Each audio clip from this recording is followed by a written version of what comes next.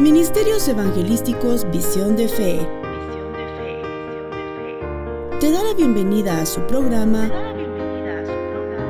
Consejo, Verdades Bíblicas, con el pastor licenciado Luis Alberto Palacios. Un programa de bendición para tu vida espiritual.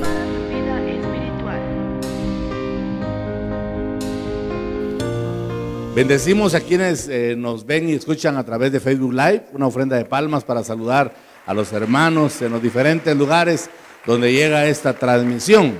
Y a quienes nos ven también en diferido en las diferentes plataformas, también los bendecimos en nombre de nuestro Señor Jesucristo. Vamos a estudiar la palabra, hermanos amados, y quiero llevarles, por favor, a la epístola del apóstol Judas. Allá antes de Apocalipsis, por ahí va a encontrar usted al apóstol Judas, en su único capítulo, capítulo 1, vamos a leer del versículo 17 en adelante. Amén. Judas capítulo 1, versículos del 17 en adelante. Dice la palabra del Señor. Pero vosotros, amados, tened memoria de las palabras que antes fueron dichas por los apóstoles de nuestro Señor Jesucristo, los que os decían: en el postrer tiempo habrá burladores que andarán según sus malvados deseos. Estos son los que causan divisiones, los sensuales, que no tienen al Espíritu. Oiga, qué tremenda advertencia. Versículo 20. Pero vosotros, amados, edificándoos sobre vuestra santísima fe, orando en el Espíritu Santo. Que el Señor nos bendiga a través de su palabra, hermanos amados. El día jueves estuve acá con las hermanas de intercesión y toqué esta temática, tal vez un poquito así someramente, porque me impactó mucho lo que está escrito en esta palabra. Creo que es una advertencia para el tiempo final que estamos viviendo.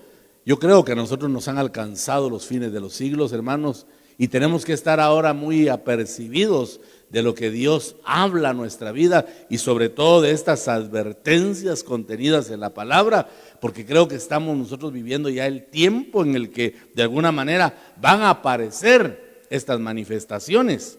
Quizá es porque se ha diluido la doctrina, porque se ha venido diluyendo la palabra, porque el humanismo se ha metido a la iglesia y también el sensacionalismo, el emocionalismo, que esas son cosas que naturalmente tendrían que ser buenas. No es malo ser humano, pero cuando hay humanismo, entonces sí tenemos problemas. No es malo tener emociones, pero cuando hay emocionalismo hay problemas, porque ese ismo ya es un conjunto de filosofías, de patrones de pensamiento, de paradigmas que alteran las cosas naturales. Entonces de eso tenemos que guardarnos. Y aquí encontramos la advertencia que da el apóstol Judas diciendo: pero vosotros, amados, tened memoria. Esto nos trata de decir que no debemos olvidar.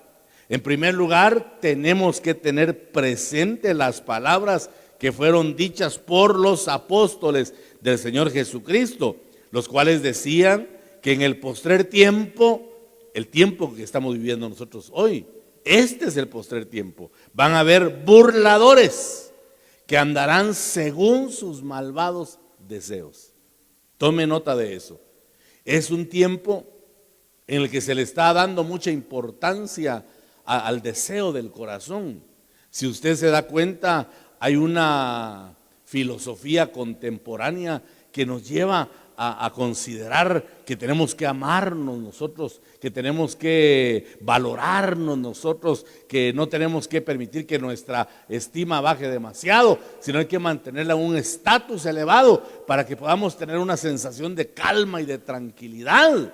Pero eso es peligroso, porque aquí dice la Escritura que van a aparecer burladores que van a andar según sus malvados deseos. ¿Qué es un deseo malvado? Es aquel que surge de un corazón que no reconoce que el Señor es nuestro Señor Jesucristo. Amén. Que le da rienda suelta a los deseos, ¿verdad? Que no tiene alguien que pueda detenerlo, que pueda frenarlo en su ímpetu. Estos son los personajes burladores que van a aparecer en este tiempo. Dice el verso 19, estos son los que causan divisiones, los sensuales, dice, que no tienen el Espíritu. Qué tremendo, hermanos, porque nos advierte la palabra que van a aparecer hombres, y hablo genéricamente, hombres y mujeres, en este tiempo final, que van a andar o van a ser movidos por sus emociones. Tengamos cuidado con eso. Muchas veces cambian nuestros sentimientos y son muy cambiantes. Con eso hay que tener cuidado, porque puede ser que el espíritu no esté activo. Si a mí me dominan los sentimientos, si a mí me dominan las emociones, si a mí me dominan mis pensamientos y me cambian, tengo que tener cuidado, porque puedo ser de los sensuales que no tienen al espíritu. Porque aquel que tiene el espíritu se mantiene, es preservado en el mismo sentir, no importando las circunstancias. Por eso yo siempre utilizo aquel ejemplo fabuloso de Pablo y Silas, ¿verdad? Después de predicar son encarcelados, azotados, hermano, y de una forma grosera, que la historia comenta que cuando alguien era azotado a la manera romana, muchas veces se moría del flagelo tan fuerte que recibía de su cuerpo. No soportaban y se desplomaban y caían muertos. Y ellos fueron azotados de esa manera. Y a la medianoche, dice la Biblia, que es la etapa más oscura, que es la mayor concentración de demonios, aquellos hombres golpeados, hechos pedazos en su autoestima, porque los habían humillado, azotándolos, tratándolos como animales. Pero dice que a la medianoche alzaron sus brazos al cielo y comenzaron a glorificar el nombre del Señor, cantando himnos. Se da cuenta que ahí la sensualidad no tiene control. Se da cuenta que ahí el emocionalismo, bien utilizada la palabra, no trabaja, porque ellos eran movidos por el Espíritu Santo. Aquel que es movido por el Espíritu no depende de las circunstancias, sino que depende de la voluntad de aquel que está sentado a la diestra del Padre. Aleluya. Y por eso no es cambiante, por eso se mantiene siempre en su misma forma de pensar. Dele fuerte las palmas al Señor si son para Él. Pero note estos sensuales que no tienen al Espíritu. Dice que son los que causan división. Yo tengo que preguntarme, ¿mi espíritu multiplica? ¿Mi espíritu suma o resta y divide? Porque estos sensuales que no tienen el Espíritu causan divisiones. Esa es la advertencia apostólica que encontramos en la palabra. Y después de advertir eso, dice el apóstol, pero vosotros, amados, versículo 20, edificándoos. Aquí está la edificación. Pero vosotros, amados, edificándoos sobre vuestra santísima fe, orando en el Espíritu Santo. ¿Cómo nos vamos a edificar, hermano? Orando en el Espíritu Santo. Fíjense que esos versículos que acabamos de leer, 4 versículos, muestran un claro contraste entre aquellos que tienen la vida de Dios y los que no la poseen. Ahí está claramente marcado. Porque los que no tienen la vida de Dios, esa vida zoe, ¿verdad? Esa vida del Espíritu. Los que no tienen la vida del Señor, estos son burladores que son guiados por sus malvados deseos, causan divisiones, son sensuales porque no tienen al Espíritu. Ese es un grupo. Y por otro lado están los que se edifican sobre el fundamento que es Cristo y lo hacen orando en el Espíritu. Dice el verso 21, conservaos en el amor de Dios, esperando la misericordia de nuestro Señor Jesucristo para vida eterna. Yo veo aquí una urgencia de que entremos a una vida profunda de oración. ¿Sí? Yo no sé qué tanto está usted orando en casa, pero la palabra nos anima que nos edifiquemos, pero dice, orando en el Espíritu Santo. ¿Se da cuenta del contraste que hay? De los que oran y los que no oran. Los que oran lo hacen, en primer lugar, porque tienen al Espíritu. Es que yo no creo, hermano, que alguien haga alarde de que tiene el Espíritu y que no tenga una vida de oración. Eso sería falso, porque el Espíritu insta, el Espíritu promueve, el Espíritu anima, el Espíritu nos impulsa. Recuerda cuando Jesús fue llevado al desierto, dice, para ser tentado, fue impulsado por el Espíritu Santo. El Espíritu impulsa. El que nos motiva a buscarlo a Él es el Señor Espíritu. El que pone el querer es el Espíritu. El que pone el anhelo, cuando usted se levanta con aquel entusiasmo como se levantó hoy, ¿verdad? Para ir a buscar el rostro del Señor, para ir a alabarlo, y siente usted que ya está en la iglesia. Ese deseo no es humano. La carne lo que quiere es seguir durmiendo. La carne lo que quiere es ver un partido de fútbol. Pero el Espíritu nos impulsa y nos anima para que busquemos el rostro del Señor y que podamos tomar las bendiciones que Dios ha preparado, porque escrito está en la palabra que en la presencia del Señor hay plenitud de gozo y delicias a su diestra para siempre. Aleluya, hay gozo en la presencia del Señor y bendiciones abundantes. Pero tengo que ser movido por el Espíritu.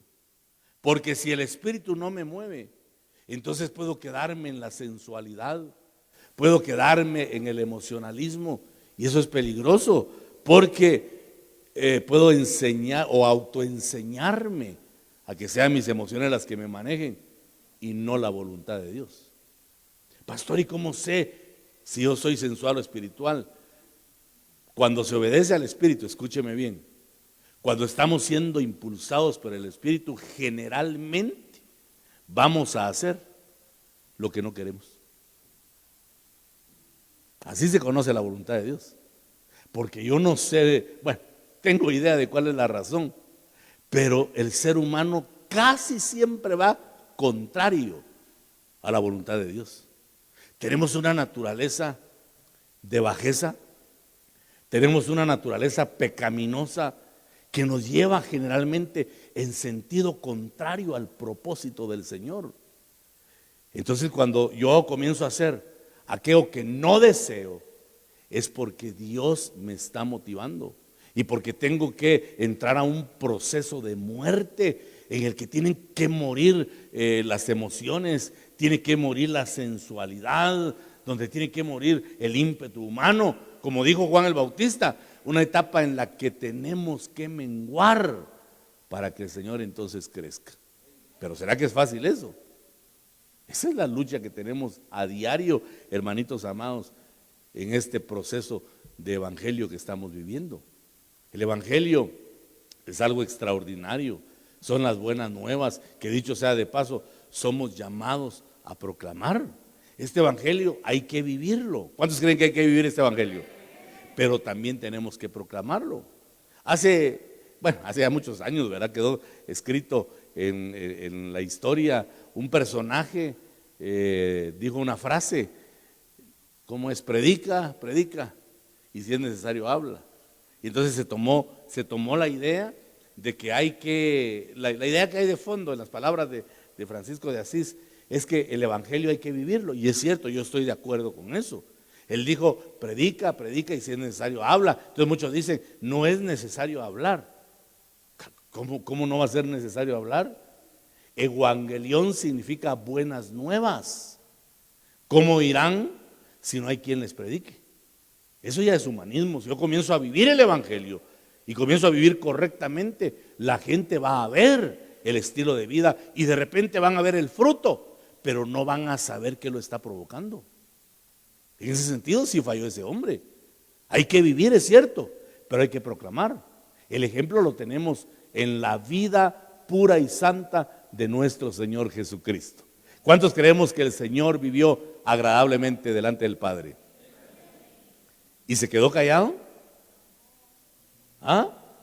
Continuamente leemos en los evangelios que alzaba la voz y comenzaba a enseñar. Entonces sí hay que vivir, yo estoy de acuerdo, pero también tenemos que proclamar este evangelio, hermanos, porque muchas veces por el silencio que hay es que muchos no han conocido al Cristo de la gloria, que es capaz de transformar corazones, que es capaz de cambiar intenciones, que es capaz de cambiar impulsos del corazón. Tenemos que decir que hay uno que puede transformar al ser humano, y ese es nuestro Señor Jesucristo. Entonces tenemos que entrar a una etapa en la que vamos a vivir este glorioso evangelio, pero también vamos a proclamarlo para que de esa forma nos vayamos edificando y podamos entrar a una dimensión en la cual nos vamos a conectar con el Señor por medio de la oración en el Espíritu.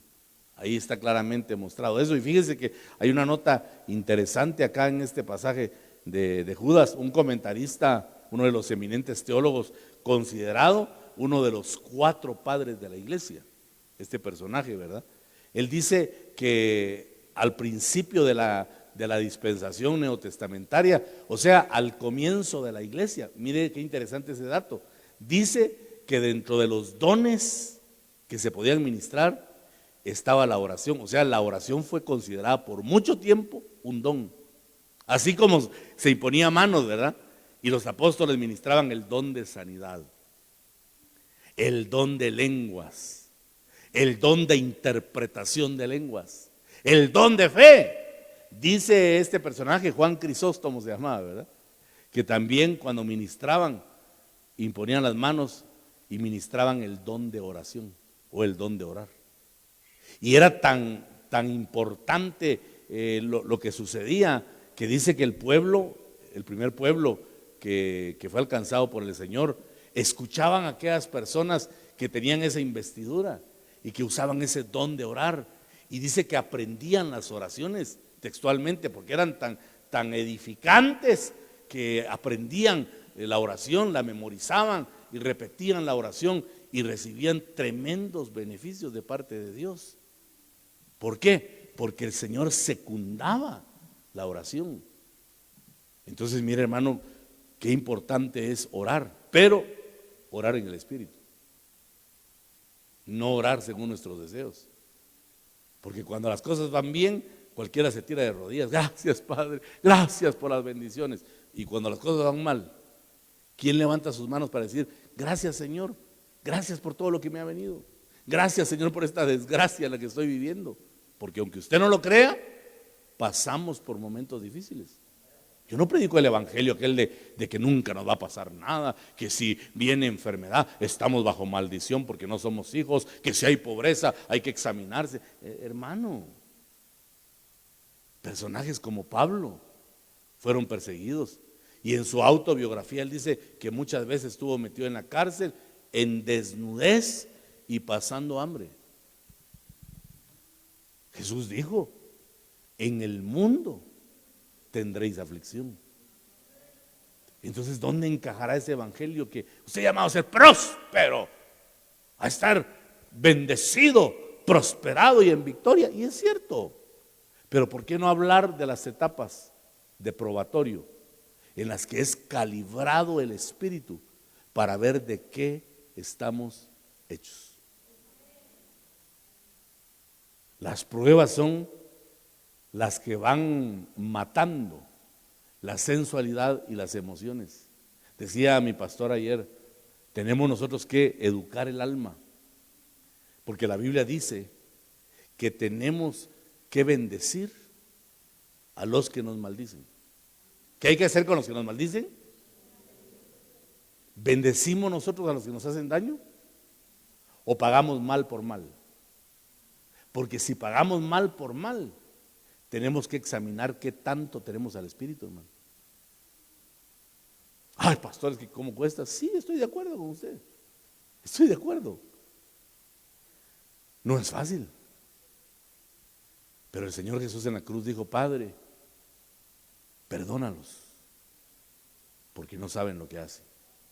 Esteban, cuando lo estaban matando a pedradas y vio el cielo abierto y al Hijo del Hombre puesto de pie, dijo: Señor, no les tomes en cuenta este pecado. Ese es el espíritu correcto. Pero podemos nosotros pagar con maldición, decía mi pastor. Podemos maldecir para sentir comodidad en el alma.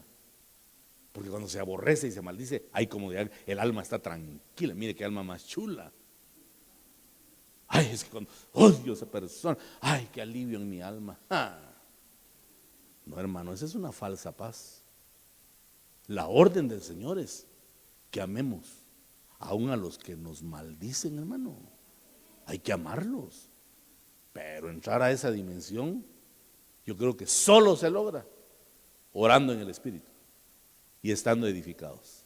Porque con todo respeto, hermano, yo creo que muchas veces podemos ser sensuales, podemos ser emocionalistas y estar al margen de esa ministración que el Espíritu Santo hace. Porque el orar en el Espíritu nos tiene que llevar a una etapa en la que vamos a conocer al Señor. Por favor, acompáñeme a 1 Corintios, por favor, capítulo 14.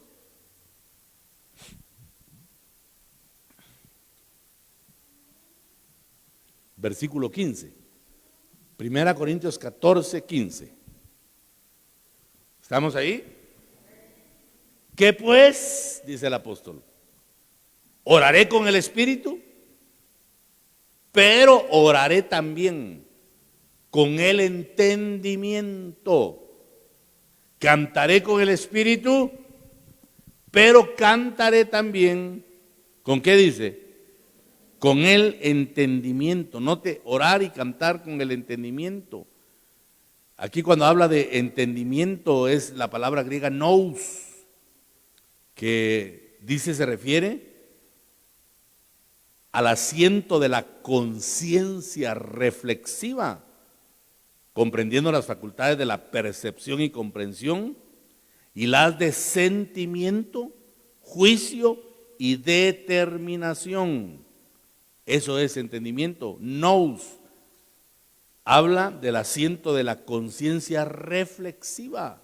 O sea, tengo que reflexionar cuando estoy orando, tengo que reflexionar cuando estoy cantando, tengo que reflexionar cuando estoy en ese tiempo de comunión con el Señor, para que entonces yo sea edificado. Eso es lo que dice aquí la palabra. Oraré con el Espíritu, pero oraré también con el entendimiento. Cantaré con el Espíritu, pero cantaré también con el entendimiento. Verso 16. Porque si bendices solo con el Espíritu, el que ocupa el lugar de simple oyente, ¿cómo dirá el amén a tu acción de gracias? Pues no sabe lo que has dicho. Porque tú a la verdad bien das gracias. Oiga, pero el otro no es edificado. Y aquí está hablando curiosamente del don de lenguas. Pablo dice que si alguno quiere fluir en lenguas, está bien, fluye en lenguas, porque el hablar en lenguas se edifica personalmente. O sea, cuando yo comienzo a hablar en lenguas me edifico, pero no edifico al hermano que está a la par. ¿Sí? Porque al hablar en lenguas usted está en comunión con Dios, cuando las lenguas son del Espíritu, ¿verdad? Está siendo envuelto en esa gloria y fluye en lenguas, pero el hermano que está a la par, perdone la expresión que voy a utilizar, no entendió ni papa de lo que nosotros dijimos. Entonces dice Pablo que él prefiere hablar 5 palabras con su entendimiento. Cuando se ora de una forma entendible: Padre, por favor bendícenos. Padre, guárdanos en este momento difícil que estamos viviendo. Cualquiera que está a la par entiende. Pero si hablamos en lenguas, entonces mire la importancia que tiene el hablar con claridad para edificar. Estamos hablando de edificación, hermanos, esa va a ser la temática de este año 2022. Y yo le estoy mostrando la forma como edificarnos, orando en el Espíritu. O sea, se puede orar en el Espíritu con palabras entendibles. No necesariamente tienen que ser con lenguas, ¿verdad? Eso es lo que está enseñando acá el apóstol. Verso 18. Doy gracias a Dios que hablo en lenguas más que todos vosotros. O sea, Pablo no está anulando el don de lenguas. Pero en la iglesia prefiero hablar 5 palabras con mi entendimiento para enseñar también a otros que 10,000 palabras en lengua desconocida.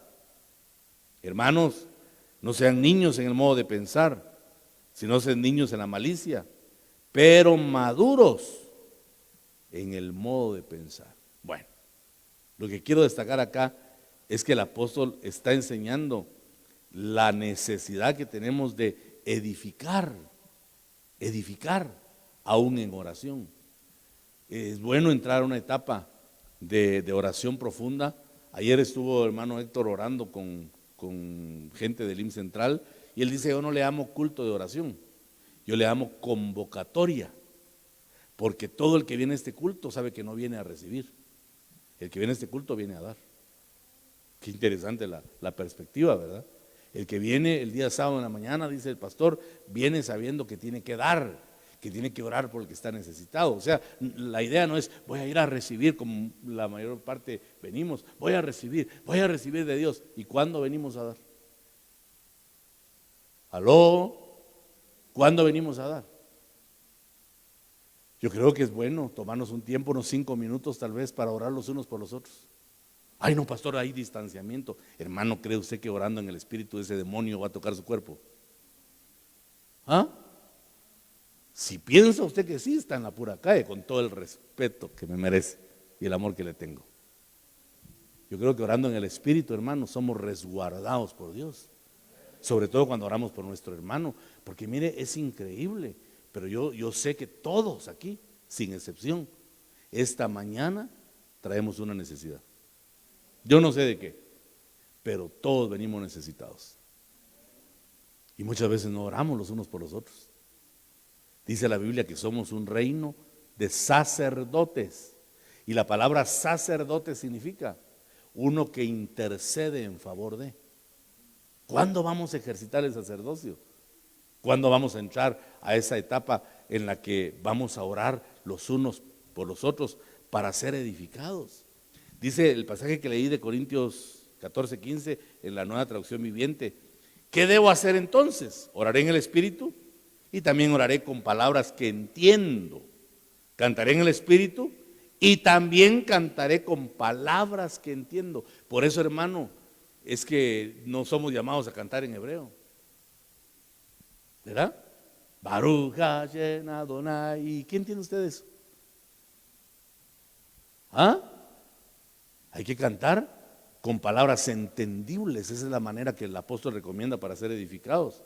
Verso 16. Pues si alabas a Dios solo en el Espíritu, ¿cómo podrán los que no te entienden alabar a Dios contigo? ¿Cómo podrán unirse a tus agradecimientos cuando no entienden lo que dices? Tú darás gracias muy bien, pero eso no fortalecerá a la gente que te oye. ¡Wow! O sea que hasta cuando estamos cantando fortalecemos a nuestro hermano. Nuestra expresión fortalece y bendice. Yo le agradezco a Dios que hablo en lenguas más que cualquiera de ustedes, pero en una reunión de la iglesia, para ayudar a otros, preferiría hablar 5 palabras comprensibles que 10,000 palabras en un idioma desconocido. Entonces la oración en el Espíritu es aquella que edifica cuando nuestro hermano entiende lo que estoy pidiendo. Hay que pedirle al Señor esa gracia y decirle: Señor, cuando yo esté entonando cánticos, Señor, cuando yo esté orando, por favor permíteme que edifique y que bendiga a la persona que está a la par mía. De seguro que no hemos pensado así, porque generalmente nos vamos en un ímpetu individualista y se nos olvida que nosotros tenemos un compromiso corporativo.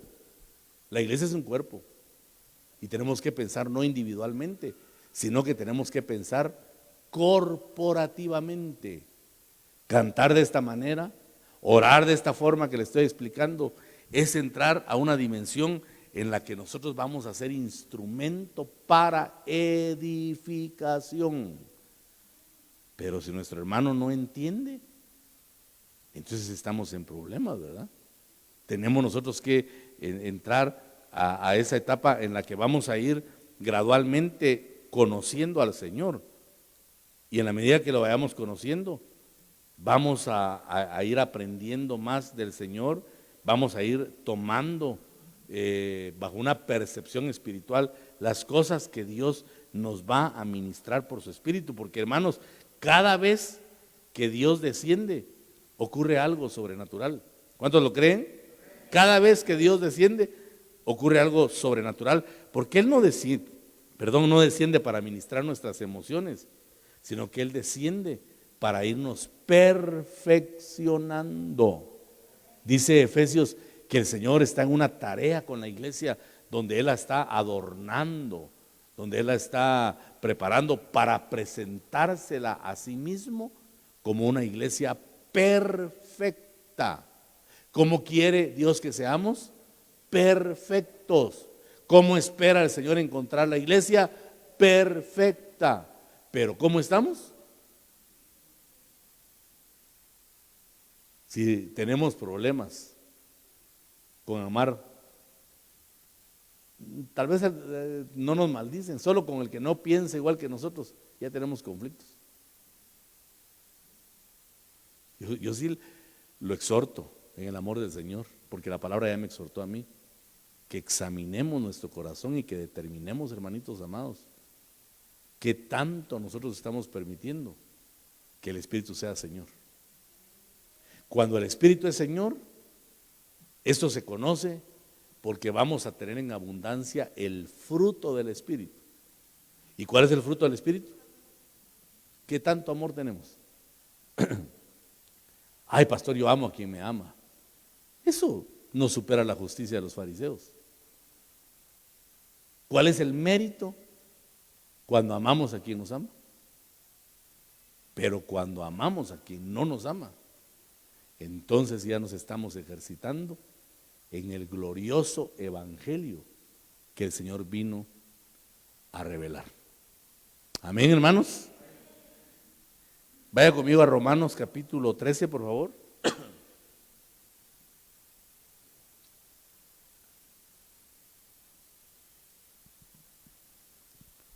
Romanos 13,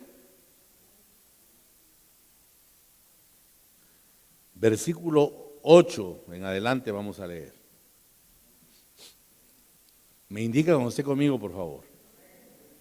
No debáis a nadie nada, sino el amaros unos a otros. Note que tiene que ser una deuda, porque el que ama al prójimo ha cumplido la ley. Porque no adulterarás, no matarás, no hurtarás, no dirás falso testimonio, no codiciarás y cualquier otro mandamiento. En esta sentencia se resume: amarás a tu prójimo como a ti mismo. Qué confrontativo esto, de verdad. Verso 10: el amor no hace mal al prójimo, así que el cumplimiento de la ley. ¿Cuál es el cumplimiento de la ley? El amor. Por eso dice que Jesús cumplió la ley, porque Él amó al pecador, al perdido, por supuesto para restaurarlo. Entonces dice el verso 11: y esto conociendo el tiempo, que ya es hora de levantarnos del sueño, porque ahora está más cerca de nosotros nuestra salvación que cuando creímos. Hay que levantarse, ¿de qué dice? ¿Qué es el sueño, hermano? Es un estado de reposo para recuperar energía. ¿Sí? Pero no podemos estar perpetuamente dormidos.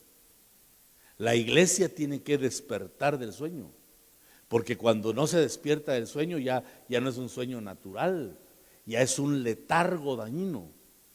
Y la iglesia puede entrar a un letargo en el que no despierta del sueño y que solo está viviendo pesadillas nada más, pero dormida.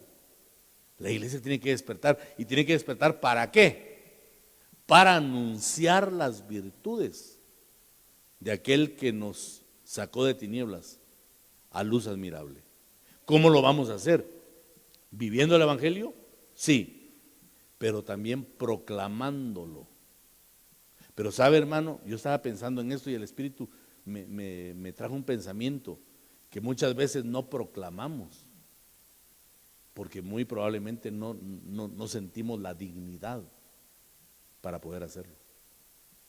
¿Cómo le voy a hablar del amor de Cristo a aquel a que yo le hago caras? ¿Me irá a creer cuando le diga, ay, el amor de Dios está en mí? ¿Ah? Ese es el problema serio. Esa es la crisis de credibilidad que hoy por hoy está viviendo la iglesia. Porque tenemos que reeducar el alma. Este va a ser el resumen del mensaje. Tenemos que reeducar el alma y entrar, hermanos, a un proceso en el que vamos a tener que hacer morir la sensualidad, vamos a tener que hacer morir el emocionalismo para empezar a vivir de acuerdo a la palabra. ¿Pero cómo se logra eso? Orando en el Espíritu. Orando en el Espíritu. Dándole lugar al Espíritu. Lo primero que hay que hacer para orar en el Espíritu, si a mí me preguntaran, pastor, ¿cómo se ora en el Espíritu? Lo primero es hacer morir tus emociones. Comienza a bendecir a quien no quieres. Ay, no, pastor, desgraciado que ojalá se muera. Ay, Dios, hermano, estamos en la pura calle. Amén. Comienza a bendecir. Enséñale a tu alma a amar, para que entonces vayamos conectándonos con la esencia de este glorioso evangelio que el Señor Jesucristo vino a pregonar y que ahora nos ha encomendado a nosotros, para que le demos seguimiento a este proceso. Pero hay que levantarse del sueño, y la única forma de salir del letargo es conociendo el tiempo. El conocimiento es en el Espíritu, y este conocimiento viene solo por revelación. ¿A quién se lo va a revelar el Espíritu? Al que se someta, al que le diga con lágrimas, Espíritu Santo, ya no quiero vivir yo, quiero que tú vivas en mí. Ya no quiero hacer mi voluntad, ya no quiero ser guiado por estos deseos mezquinos que tengo, ya no quiero ser guiado por estos deseos egoístas que tengo en mi alma. Porque a veces, hermano, podemos estar ensimismados en un egoísmo en el que queremos que todas las personas hagan lo que nosotros deseamos. Le dijo el Señor Jesús a Pedro, cuando eras joven, te ceñías e ibas a donde te daba la gana. Pero cuando seas viejo, cuando seas maduro, otro te ceñirá, el Espíritu Santo, y te llevará a lugares donde no quieres ir. Ese es el señorío del Espíritu. Cuando somos llevados a dimensiones donde no queremos estar. Pero la gente, ay, aquí me siento cómodo, ay, aquí me siento bien. Y si Dios quiere que estés donde no te sientes cómodo, porque la comodidad generalmente aparece cuando uno recibe lo que quiere recibir. ¿Sí? Pero cuando uno mira que todo va en contra, cuando hay que nadar contra la corriente, ahí se calibra, hermanos, qué tanto está ejercitado nuestro espíritu. Y cuando oramos al Señor, aún teniendo todo en contra, estamos fluyendo en el propósito de Dios, porque ese es otro asunto, ¿verdad? Que tal vez voy a tocar un poco la temática en el segundo servicio. Debemos, hermanos, de tener revelación clara del propósito de Dios, para que no vayamos a divagar, para que no vayamos a dar golpes al aire, sino que podamos actuar con precisión, sabiendo ¿Qué espera Dios de nosotros? ¿Qué resultados quiere el Señor recibir? Y entonces el Espíritu va a empezar a ministrarnos, nos va el Espíritu Santo a impulsar para que oremos, y entonces vamos a orar en el Espíritu y vamos a empezar el proceso de edificación que Dios espera de su pueblo en este nuevo año. Amén, hermanitos amados.